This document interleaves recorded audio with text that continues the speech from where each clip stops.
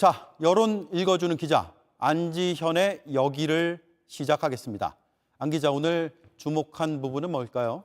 오늘 제가 주목한 지점은 바로 여기, MZ세대입니다. MZ세대요. 저희가 어제 민주당과 국민의힘의 선대위원장을 초대해서 토론하면서 2030의 표심에 대해서 이제 토론을 했잖아요.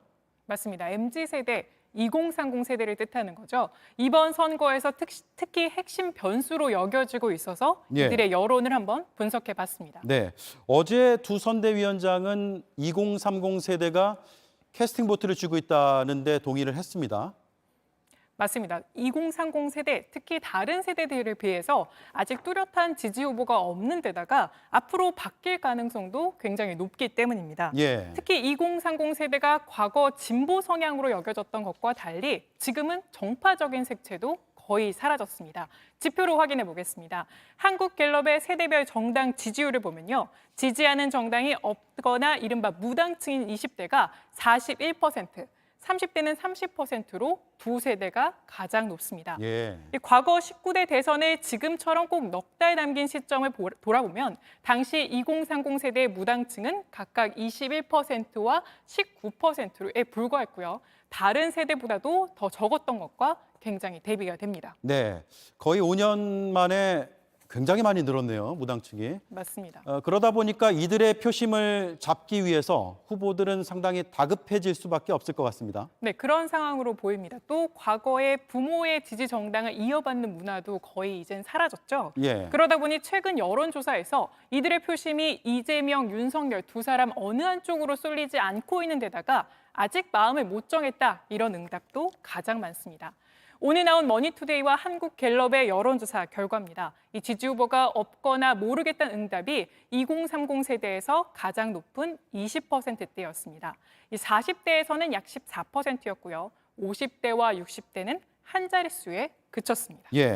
MZ세대 표심이 어디로 흘러갈지는 저는 잘 모르겠습니다. 여론을 읽어주는 기자니까. 안지현 기자는 어떻게 보고 있습니까? 2030 세대 특징 중에 하나가 집이 없거나 집을 구해야 되는 사람이 많은 세대입니다. 그만큼 부동산 문제에 직면한 세대이기도 한데요.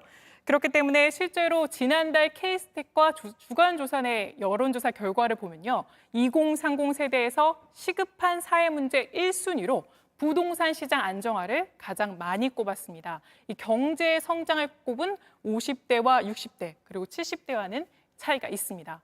그런데 누가 부동산 문제를 해결할 적임자인지는 아직 판단을 못 내린 걸로 보입니다.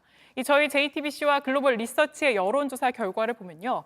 이 부동산 문제 해결 적임자가 누구냐 이렇게 물었더니 이재명 26.7%, 윤석열 22.8%로 두 사람 격차는 3.9%포인트 차, 오차 범위 내로 비슷했습니다. 20대에선 이재명, 윤석열 후보를 부동산 해결 적임자라고 꼽은 응답자 겨우 10%대에 불과했고요. 없거나 모르겠다는 응답이 무려 62%에 달했습니다. 30대에선 이 후보가 높았지만 오차 범위를 가까스로 넘긴 수준이었습니다. 네, 자 오늘 여기에 결론을 한번 들어볼까요? 네, MZ세대가 바라는 후보의 자격, 저희가 봤을 땐 부동산 해결사를 찾고 있는 것 같습니다. 하지만 이재명, 윤석열 두 후보 아직은 물음표입니다. 그렇군요. 물음표다. 마음을 못 정한 MZ세대가 많으니 미완의 결론으로 도달할 수밖에 없는 것 같습니다. 안지현 기자였습니다. 잘 들었습니다.